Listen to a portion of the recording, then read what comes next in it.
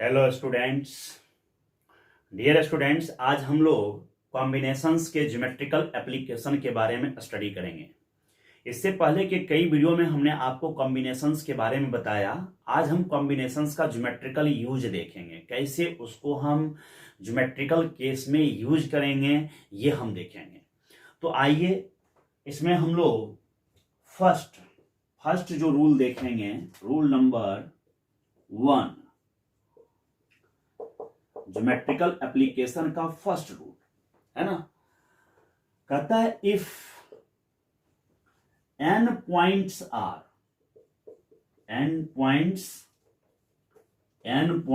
lie in a plane such that no any 3 points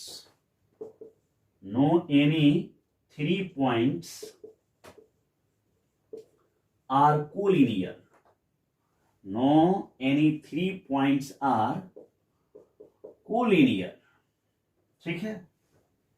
Then number of different line segments लिख लीजिए या lines लिख लीजिए। Algebra के केस में उतना हम नहीं देखते टेक्निकली, तो अभी वहां पर सिंपल है। Then number of different lines ले लीजिए सीधे, और ये हो जाएगा आपको NC2 डिफरेंट लाइंस। ये क्यों हुआ, कैसे हुआ, इसको हम समझेंगे। एक वर्ड आया, इसको आप ऐसे भी लिख सकते हैं, किसी तल में। हिंदी में अगर आप समझें, किसी तल में n असंरेख बिंदुओं से बनने वाली रेखाखंड की संख्या से बनने वाली रेखाओं की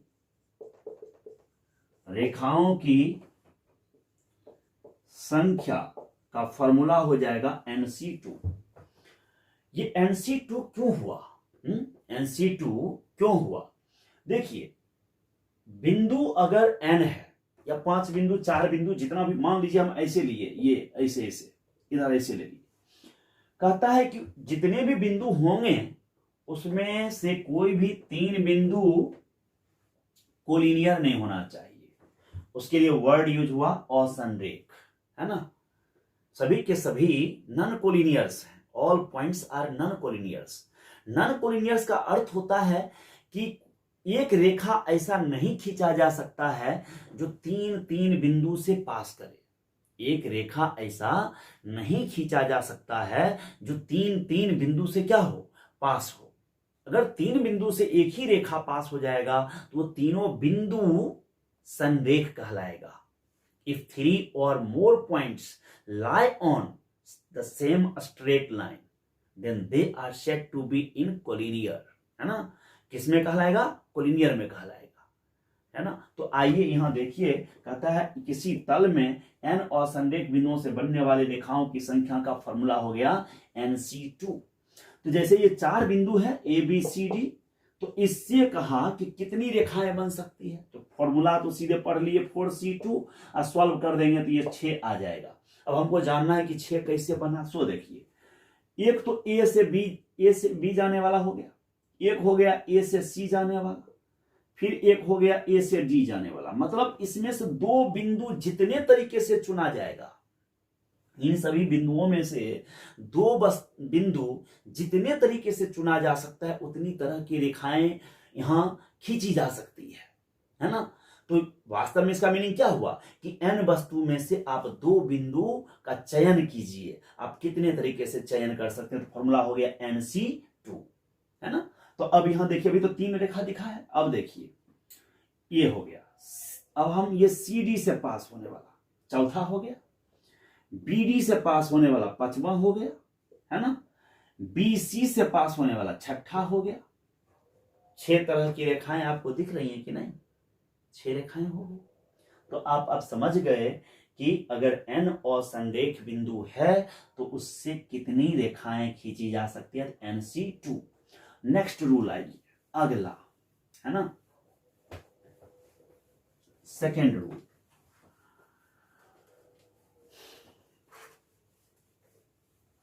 सेकेंड रूल क्या कहता है, सो देखिए रूल नंबर 2 में हम बात करेंगे। रूल नंबर 2 है ना, रूल नंबर 2 है, क्या कहता है, सो देखिए कहता है if m points are collinear, m points are collinear out of n points, यदि n बिंदुओं में से m बिंदु कोलिनियर हो, then the number of lines equal to nc2, तो टोटल हो गया, टोटल nc2, उसमें से कितने बिंदु कोलिनियर हैं, m बिंदु, n बिंदुओं में से m बिंदु कोलिनियर है, तो लिखेंगे माइनस mc2 प्लस 1 कर देंगे। ऐसा ये डायरेक्ट फॉर्मूला हो गया। ऐसा क्यों कर रहे हैं उस पर हम डिस्कस करते हैं, आइए समझिए। जब हम 3 बिंदु एक ही लाइन में ले लेते हैं तो इसको कोलिनियर कहते हैं, ये ए बी सी। अब यहां से एक लाइन जो पास हुआ, अगर कोई बोलता है कि A B line, B C line, A C line, ये सभी के सभी लाइन सेगमेंट अलग अलग हैं लेकिन सेम लाइन कहलाएंगे, एक ही लाइन। ये नहीं है कि ए बी को अलग लाइन मान लेंगे, बी सी को अलग लाइन मान लेंगे, ए सी को अलग लाइन मान लेंगे। यहां 3 बिंदु होने के बावजूद भी हमको सिंगल रेखा खींचा जा रहा है। इसका मतलब हुआ कि जो कोलिनियर है वह तो सिंगल रेखा होने देगा। और ये 3 बिंदु कोलिनियर अभी ले लिए, मान लीजिए हम अब इधर यहां पे 1, इधर 2, यहां आपको कर दिए 3, इधर कर दिए हम आपको 4, ऐसे कर दिए। 4 बिंदु यहां है, 3 बिंदु यहां है, टोटल बिंदु कितना हो गया, 7। कितना हुआ, 7 हुआ ना, 4 ये और 3 ये, 7 हो गया। अब हम जानना चाहते हैं कि इन सभी 7 बिंदुओं से कितनी रेखाएं खींची जा सकती है। तो देखिए रेखा खींचने का फॉर्मूला तो डायरेक्ट सीख गए, इस टोटल बिंदु n out of n, total बिंदु n और यहां m, तो इसको हिंदी में अगर लिखिएगा, यदि n बिंदुओं में से m बिंदु संरेख हो तो रेखाओं की संख्या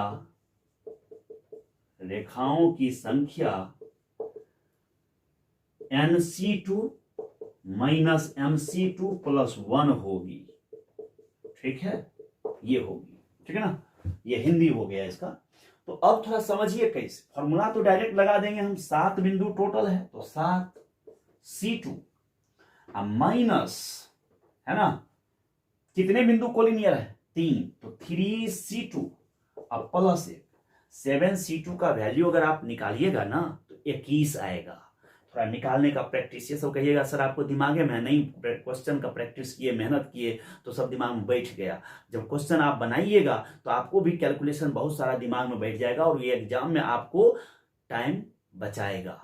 तो 7c2 21 और 3c2 3 और ये 1 हो गया। अब 21 1 22 में से 3 गया तो कितना आंसर आया, 19।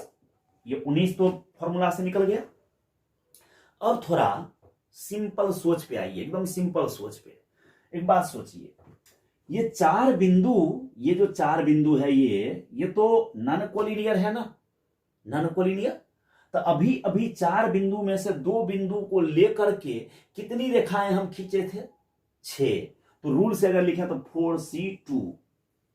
अभी इस 4 में से 2 का चयन कर करके कितने हो गए, 6 रेखा। जब हम इस 4 में से एक बिंदु लेंगे, क्या एक बिंदु से रेखा बनता है, नहीं। रेखा बनाने के लिए कितने बिंदु की आवश्यकता है, 2 बिंदु की, है ना। तो जब इस चारों में से एक चुनेंगे तो एक कहां से चुनेंगे, इस 3 में से। तो इस 4 में से एक का चयन कितने तरीके से, 4c1।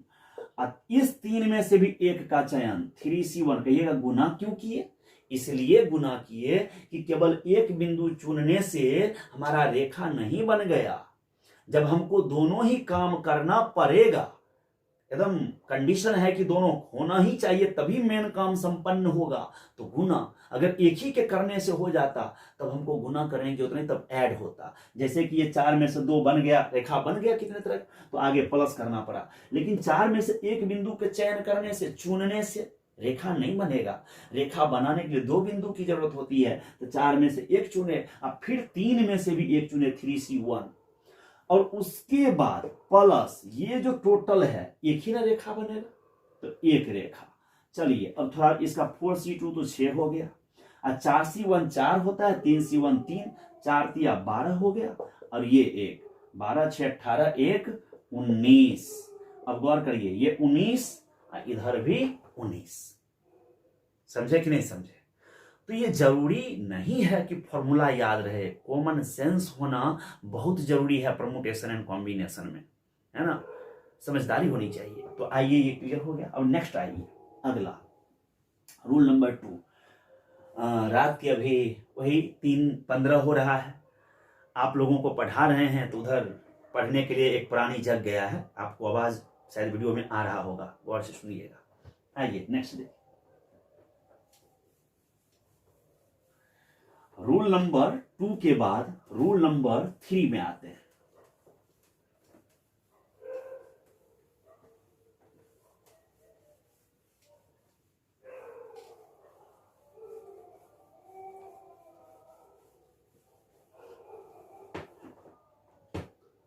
रूल नंबर 3, ठीक है।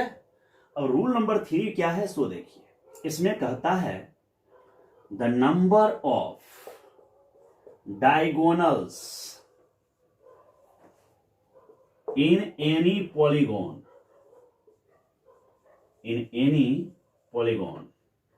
is equal to, फॉर्मूला होता है n into n minus 3/2।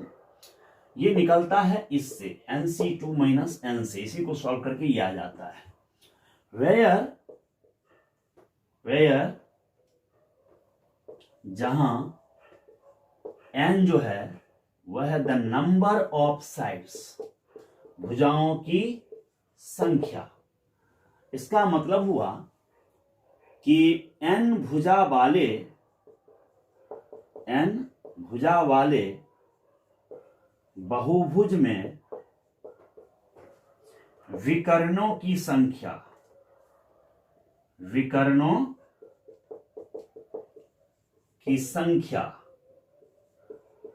का फॉर्मूला हो गया n into n minus 3/2, विकर्णों की संख्या।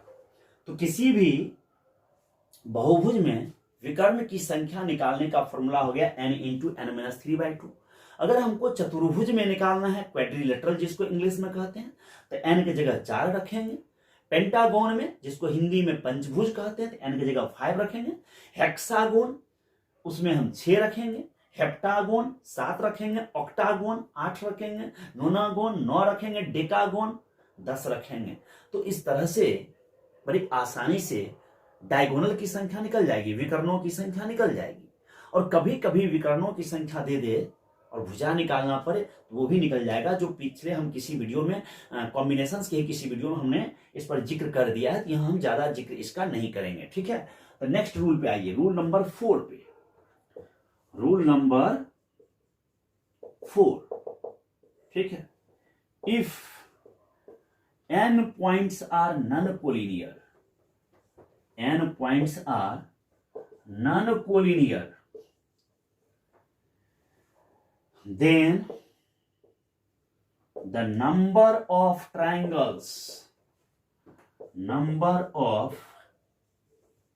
triangles का फॉर्मूला हो जाएगा NC3, मतलब त्रिभुज। तो त्रिभुज की संख्या कितनी होगी ये जानना है। 10 बिंदुओं से त्रिभुज की संख्या कितनी, तो NC3 अगर 10 असंरेख हो, है ना। इसको हिंदी में अगर लिखें तो n असंरेख बिंदुओं से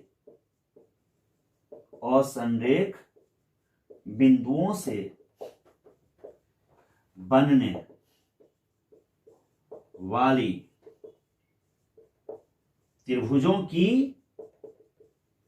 संख्या का फॉर्मूला हो गया NC3। ठीक है, ये तो बहुत आसान है। आप समझते हैं कि त्रिभुज में कॉम्बिनेशन क्यों लगेगा, क्योंकि यह सिलेक्शन का परिणाम है, सिलेक्शन का केस है। क्योंकि ABC बोले त्रिभुज, चाहे BCA बोले, चाहे CAB बोले, त्रिभुज तो एक ही रहेगा। ऑर्डर चेंज करने से त्रिभुज पर कोई फर्क नहीं पड़ रहा है, इसलिए यह परमुटेशन का मामला नहीं है। ऑर्डर चेंज होने से असर पड़ेगा तब परमुटेशन का मामला है। यदि ऑर्डर चेंज करने से कोई इफेक्ट नहीं पड़ता है तो किसका मामला है, कॉम्बिनेशन का, इसलिए NC3। तो n और संरेख बिंदुओं से बनने वाले त्रिभुजों की संख्या NC3। तो 10 अगर बिंदु और संरेख है तो कितने त्रिभुज, तो 10C3। बड़ी आसान है। ठीक है, नेक्स्ट नंबर आइए, इसी अगला रूल नंबर हमारा अब 5 आएगा, है ना। इस पर क्वेश्चन बड़ी आसानी से बनाया जा सकता है, इसलिए हम एग्जाम्पल आपको उतना नहीं लिख रहे हैं। इतना छोटा छोटा एग्जाम्पल बताने की आवश्यकता हमको शायद नहीं है। इसमें हम समझ रहे हैं कि अगर 10 बिंदु दे दिया और त्रिभुजों की संख्या पूछ दिया तो 10C3 लगा देंगे, 120 आंसर आ जाएगा, है ना। और उसी तरह से और भी निकलता जाएगा। देखिए रूल नंबर 5 कहता है, if M points are collinear out of N points, out of N points, यदि M बिंदु, N बिंदुओं में से, टोटल बिंदु N है, N बिंदुओं में से M बिंदु क्या हो, कोलिनियर हो, then the number of triangles, number of triangles equal to हो जाएगा NC3 माइनस MC3। ये फॉर्मूला हो गया डायरेक्ट। आप जानते हैं कि त्रिभुज बनाने तभी बनता है जब 3 अलग अलग जगह पर हमको पॉइंट चुनना होता है, 3 और संरेख बिंदु। अगर तीनों एक ही रेखा पर बिंदु आ जाए तो त्रिभुज का निर्माण नहीं हो सकता। तीनों बिंदु को अलग अलग रखें तभी त्रिभुज बन सकता है, ट्रायंगल बन सकता है। बात समझ रहे हैं। ट्रायंगल फॉर्मेशन के लिए जरूरी है कि all points should be non collinear, 3 point should be non collinear, तीनों पॉइंट नन कोलिनियर होना चाहिए और संरेख होना चाहिए, तभी जाकर के क्या होगा, ट्रायंगल का फॉर्मेशन होगा। तो क्वेश्चन है कि यदि टोटल बिंदु n है और उसमें m बिंदु संरेख है तो कितने त्रिभुज की संख्या बनेगी, तो फॉर्मूला आया NC3 माइनस MC3। अगर हम इसको हिंदी में लिखें तो ये लिख सकते हैं, यदि n बिंदुओं में m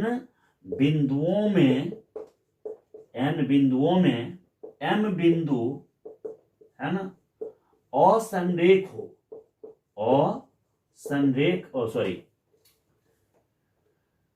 m बिंदु संरेख हो तो बनने वाले त्रिभुजों की कुल संख्या, त्रिभुजों की कुल संख्या NC3 माइनस MC3। इस पर एक क्वेश्चन को हम देखते हैं, तब ज्यादा बेहतर तरीके से और हम समझ जाएंगे। क्वेश्चन देखिए, कहता है if 4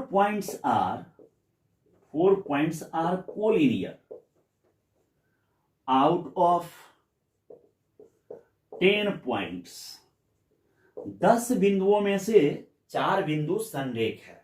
if 4 points are collinear out of 10 points in a plane, किसी समतल में, किसी तल में, then find the total number of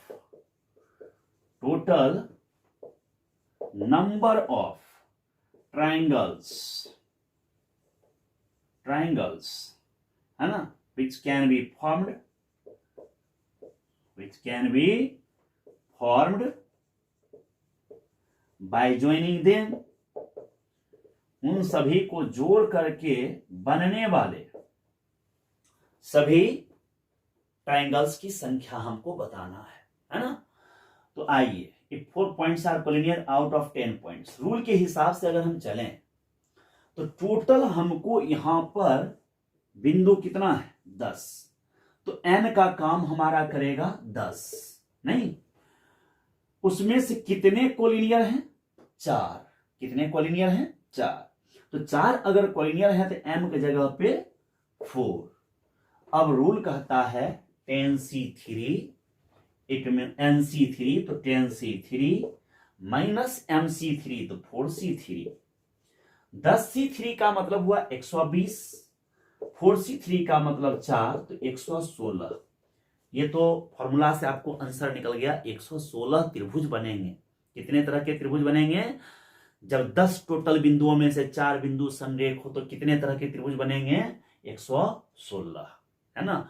अब थोड़ा हम फॉर्मूला से हट के बात करते हैं, है ना।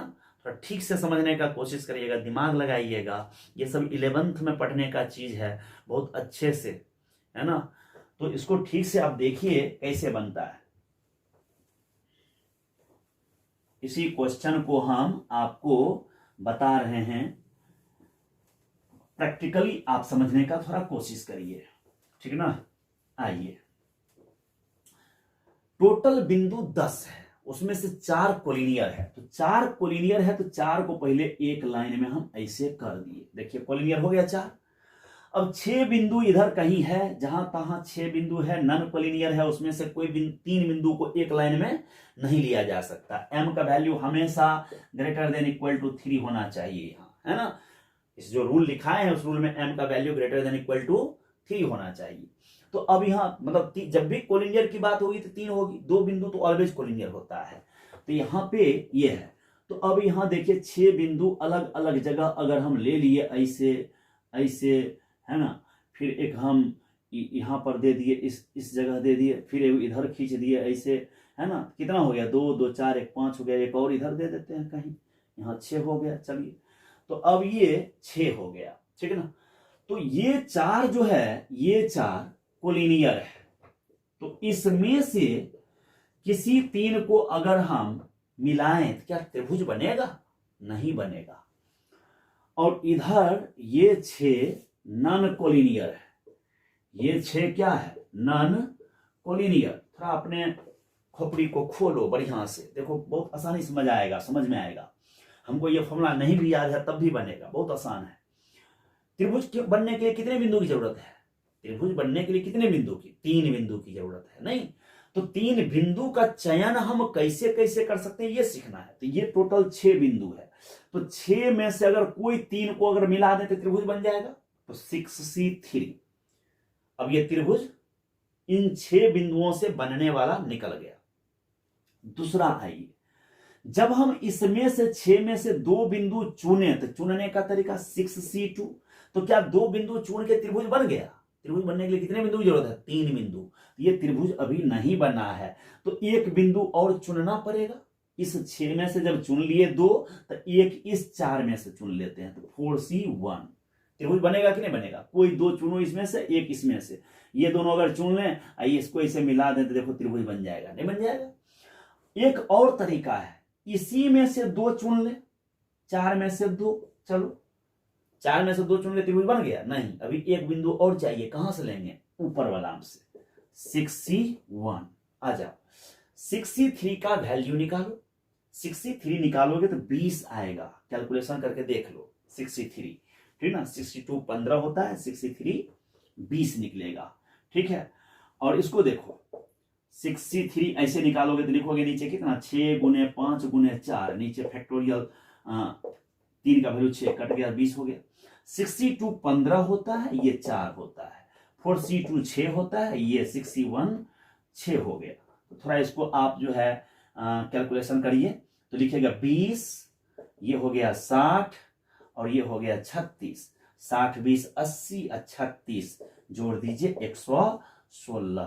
तो देखिए ये प्रोसेस थोड़ा लेंथी है, थोड़ा समझदारी वाली बात है, समझ में आ जाता है, लेकिन फॉर्मूला से तुरंत आंसर पे पहुंचा जा सकता है ना। तो डायरेक्ट 116, ये मेथड से 116। तो आई होप कि आप ये दोनों ही मेथड समझ गए होंगे। नेक्स्ट रूल पे आइए। अगला रूल नंबर हमारा ये होगा 6 शायद, है ना। आइए रूल नंबर 6 में, रूल नंबर 6 है ना, कहता है कि किसी भी सर्कल पर if there are n points on a circle, किसी सर्कल पर n बिंदु हो, तो जब किसी वृत्त पे n बिंदु हो गया तो बिंदु संरेख नहीं हो पाएगा, कोई भी दो बिंदु भी संरेख नहीं हो पाएगा, तीन तो छोड़िए, है ना, प्रत्येक जगह पे वो कर्व है, प्रत्येक जगह कर्व है, वो वहां पे संरेख नहीं हो पाएगा। तो कहता है n points are on a circle, then यहां से देखिए first number, the number of lines, रेखाओं की संख्या कितनी होगी, NC2। इसी में the number of triangles, number of triangles, अगर वृत्त पे n बिंदु है तो NC3। The number of quadrilaterals, the number of quadrilaterals mean चतुर्भुज, चतुर्भुज वो हो गया आपको क्वाड्रिलेटरल्स NC4, ऐसे जाएगा, है ना। ये तो बहुत आसान है, उस पर n बिंदु है तो उसमें से त्रिभुज बनाना है तो 3 बिंदु का चयन, चतुर्भुज बनाना है तो 4 बिंदु का चयन, रेखा बनाना है 2 बिंदु का चयन, बहुत इजी है। अब हम रूल नंबर 7 पे आएंगे, रूल नंबर 7 है ना, कह देगा कि किसी वृत्त पर 10 बिंदु है और उससे कितने त्रिभुज बनेगा, 10C3। इसी किसी वृत्त पर 12 बिंदु है, कितने क्वाड्रिलेटरल, 12C4। बहुत आसान है ये वाला। रूल नंबर 7 आइए, रूल नंबर 7 देखिए क्या कहता है। अब हम चाहते हैं कि ज्यादा लैंग्वेज नहीं लेकर के आपको हम पिक्चर से थोड़ा समझा दें, ठीक है। रूल नंबर 7 को समझिए।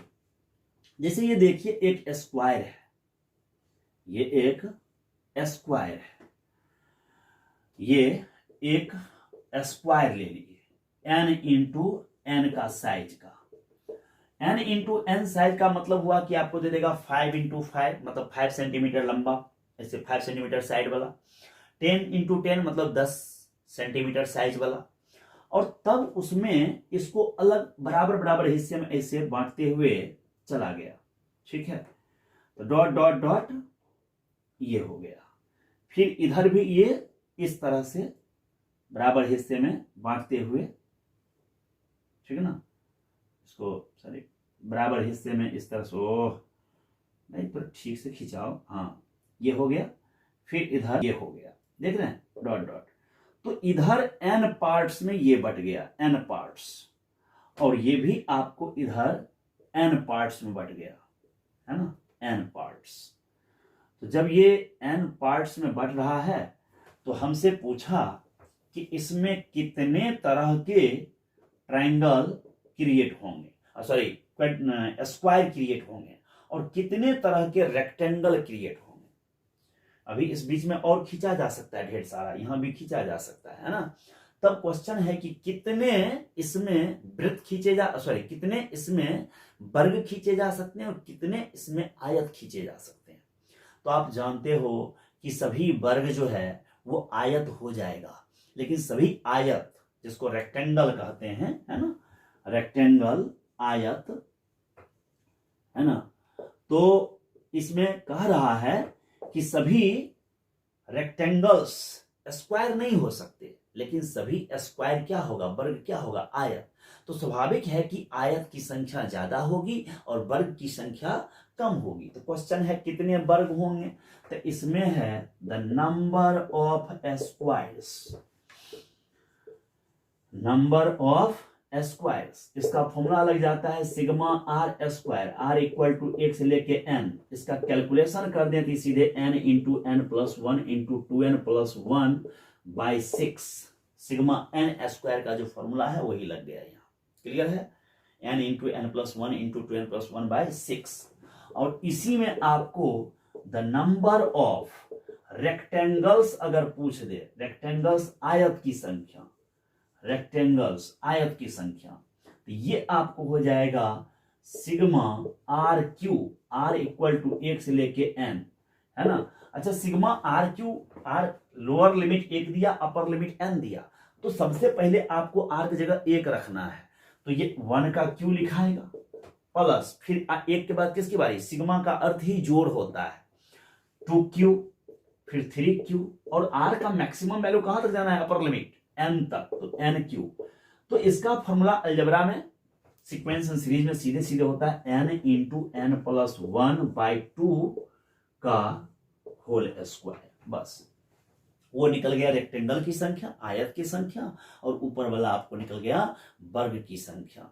मान लीजिए अगर आपको किसी वर्ग में 3/3 का वर्ग दे दिया, 3/3 का वर्ग दे दिया, ऐसे ये देखो आप, मान लो ऐसे ये 3/3 का वर्ग आपको दे दिया, ठीक है ना, इस तरह से, और इसको हम ऐसे 3 इस तरह से बांट दिए। अब क्वेश्चन है कि इसमें कितने आयत हैं और कितने वर्ग हैं, ये बताइए, कितने आयत हैं और कितने वर्ग हैं। तो आयत के लिए देखिए फॉर्मूला नीचे है, नंबर ऑफ रेक्टेंगल्स के लिए, नंबर ऑफ रेक्टेंगल्स के लिए फॉर्मूला पढ़े हैं n into n plus 1, n की जगह 3 लेंगे चूंकि 3 सेक्शन 3, तो 3 इंटू 3 प्लस 1/2 का होल स्क्वायर। अगर आप इसको कैलकुलेशन करेंगे तो देखिए 3 गुणे 4/2 6 आया, 6 का स्क्वायर 36। रेक्टेंगल की संख्या कितनी हो गई, 36। मतलब इसमें टोटल आयत कितने तरह के हैं, 36 तरह के आयत हैं। और इसी में क्वेश्चन दे देता कि वर्ग की संख्या कितनी है, नहीं, तो वर्ग की संख्या का मतलब हो गया कि 1 स्क्वायर 2 स्क्वायर 3 स्क्वायर जोड़ के बताना है, तो 9 4 13 1 14, और आप इसमें भी आके n की जगह 3 रखिए तो 14 ही आएगा। चलिए पुट करिए, 3 गुणे 4, 3 जोड़ 1 4, और 3 दूनी 6 1 7 के नीचे 6, 3 दूनी 2 से 2 बार, सॉरी 7 को हम कैंसिल कर दिए, 2 को इससे, देखो तो 14 आया कि नहीं आया, है ना। तो फॉर्मूला से हो चाहे इसे करिए, तो ये आपका आसान क्वेश्चन बन गया। तो इस तरह के प्रॉब्लम्स को आप बड़ी आसानी से रेक्टेंगल की संख्या और स्क्वायर्स की संख्या को निकाल सकते हैं। ये तो अभी हम स्क्वायर में देखे, अब हम आते हैं रेक्टेंगल में। अब हम आते हैं किसमें, रेक्टेंगल में। तो आइए देखिए, रूल नंबर हमारा 8 होगा, है ना, रूल नंबर 8।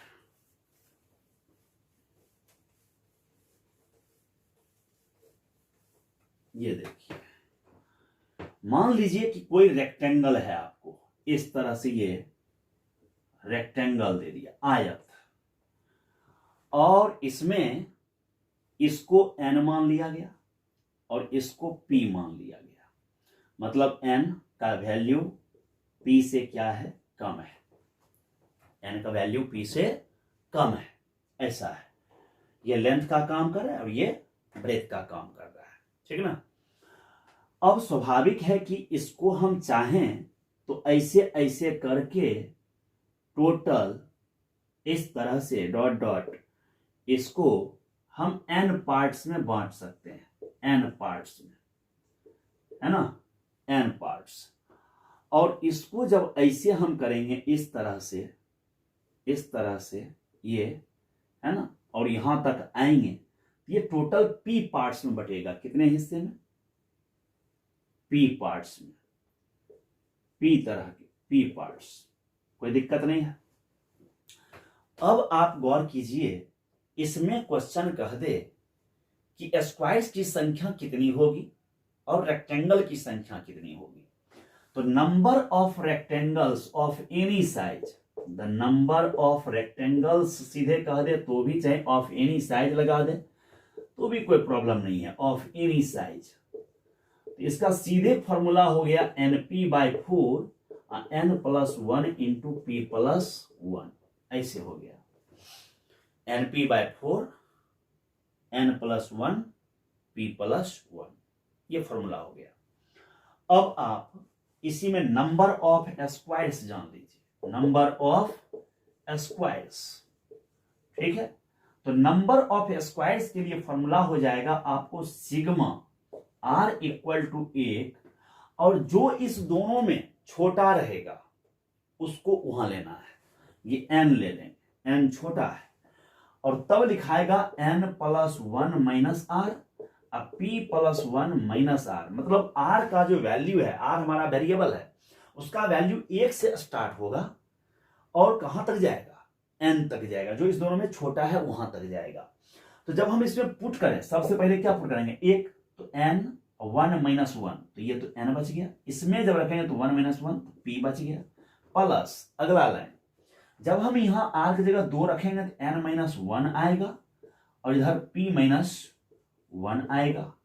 इस तरह से ये, फिर अगर हम 3 रखते हैं तो n माइनस 2 आएगा और p माइनस 2 आएगा, ठीक है। और जब ये बढ़ते बढ़ते n के बराबर पहुंच जाएगा, कहां पहुंच जाएगा, n के बराबर, तो n में से n खत्म हो जाएगा, बचेगा डॉट डॉट डॉट, वो यहां लिखाएगा 1 इंटू इसमें लिखाएगा p प्लस 1 माइनस n, ऐसे, और इसी का कैलकुलेशन कर देंगे तो हमारा नंबर ऑफ रेक्टेंगल्स निकल जाएगा, सॉरी स्क्वायर्स निकल जाएगा, वर्गों की संख्या, है ना। तो इस पर आप क्वेश्चन चाहें तो बड़ी आसानी से बना सकते हैं, प्रैक्टिस कर सकते हैं। अब हम ये रूल नंबर अभी पढ़े, कितना 8 होगा या 9 होगा मुझे पता नहीं, ध्यान से उतर गया है, तो आप इसको देख लीजिएगा, रूल नंबर 8। और नेक्स्ट अब अगला समझिए, रूल नंबर 9, इसमें आपको n is less than p था। रूल नंबर 9 है कि अगर आपको इस तरह से, ऐसे, है ना, इस तरह से डॉट डॉट डॉट ऐसे m पैरेलल लाइंस दे दिया, ये m parallel lines, m parallel lines दे दिया हॉरिजॉन्टल, रूल नंबर 9 हम इस पर बात कर रहे हैं, रूल नंबर 9। अब देखिए ये m पैरेलल लाइंस है और इसमें फिर ऐसे, सॉरी सभी पैरेलल है, थोड़ा ये तिरछा हो गया, इसको आप ये n पैरेलल लाइंस ऐसे खींच दें, इस तरह से हम डॉट डॉट डॉट, इधर हम यहां तक आए और ये n पैरेलल लाइंस है, इधर आपको n पैरेलल लाइंस है। तो पैरेलल लाइंस ऐसे भी गया और ऐसे भी गया तो पैरेललोग्राम बनेगा, है ना, समांतर चतुर्भुज बनेगा। तो क्वेश्चन है कि कितने समांतर चतुर्भुज बनेंगे, है ना, पैरेललोग्राम्स की संख्या कितनी होगी। तो पैरेललोग्राम्स की संख्या निकालना यहां बहुत आसान है। करना क्या है कि 2 पैरेलल लाइन ऐसे चुन लें, इस दोनों से कोई 2 चुन लें और 2 इसमें से चुन लें, तो सीधे सीधे आसानी से लिखा जा सकता है नंबर ऑफ पैरेललोग्राम्स, ऐसे लिख देंगे, मतलब पैरेललोग्राम्स, समांतर चतुर्भुजों की संख्या, है ना। ये हो जाएगा इधर से m में से 2 चुनने का mc2, n में से nc2, अगर इसको सॉल्व करिएगा तो ये आएगा mn/4 m minus 1 n minus 1। ये हो गया समांतर चतुर्भुजों की संख्या, समांतर चतुर्भुजों की संख्या इस केस में। तो बड़ी आसानी से आप इसमें निकाल सकते हैं अगर रेखाओं की संख्या दी हुई हो तो, ठीक है ना। मान लीजिए आपको ऐसा कोई लेके दे दिया पिक्चर इस तरह का, है ना। रूल नंबर 10 पे आते हैं, रूल नंबर 10। मान लीजिए ये एक, यहां से एक रेखा ऐसे आ गया, एक रेखा इस पे आ गया और ये ऐसे हो गया। इस पर अब हमको a यहां है और यहां हमको ऐसे, मान लीजिए डॉट डॉट डॉट, यहां से लेके यहां तक में m पॉइंट्स लेके दे दिया, m पॉइंट्स। इसको छोड़ करके ये एक्सक्लूड है, इसको अभी हम यहां शामिल नहीं किए हुए, ठीक है। ये यहां से लेके यहां तक ही m पॉइंट्स है, m पॉइंट्स, और इधर हम ऐसे dot dot dot dot dot यहां तक, और इसको हम खींचना जरूरी नहीं समझ रहे हैं, चलिए ऐसे यहां से लेके यहां तक हमको, है ना, ये जो आप देख रहे हैं यहां तक ये n पॉइंट्स है, n पॉइंट्स। और तब हमसे पूछ दिया कि इस a को शामिल करते हुए, इस a को शामिल करते हुए त्रिभुजों की संख्या कितनी होगी। a को शामिल करते हुए, है ना, त्रिभुजों की संख्या। तो त्रिभुज कैसे बनता है वो आपको हम सिखा चुके हैं जी, आप बुद्धि लगाइएगा। त्रिभुज कैसे कैसे चुना सकता है, एक दो बिंदु इधर से चुन के, एक बिंदु इधर से चुन करके, फिर दो बिंदु इधर से चुन के, एक बिंदु इधर से चुन करके, एक बार एक बिंदु इधर, एक बिंदु इधर है, एक ही अकेले है। तीन तरीके से सबको कैलकुलेशन करेंगे ना, ये सॉल्व होके आपको mn/2 ब्रैकेट के अंदर m + n - 1 आएगा, कैलकुलेशन कर सकते हैं। तो ये आपको रूल नंबर 10 हो गया, जो मैंने सुनाया यहां कि दो बिंदु इस पर तो MC2, इस पर एक थे NC1, MC2 इंटू NC1, फिर NC2 इंटू MC1, अब फिर एक बार MC1 इंटू NC1, एक बिंदु है ही ऑलरेडी, तो बस हो गया। सबको कैलकुलेशन जोड़िएगा तो ये रिजल्ट आपको आ जाएगा।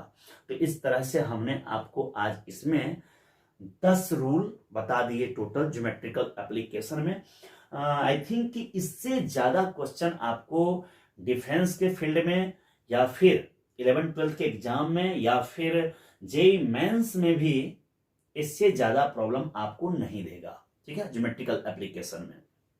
तो इतना आप प्रैक्टिस कर जाइए इन सभी चीज को।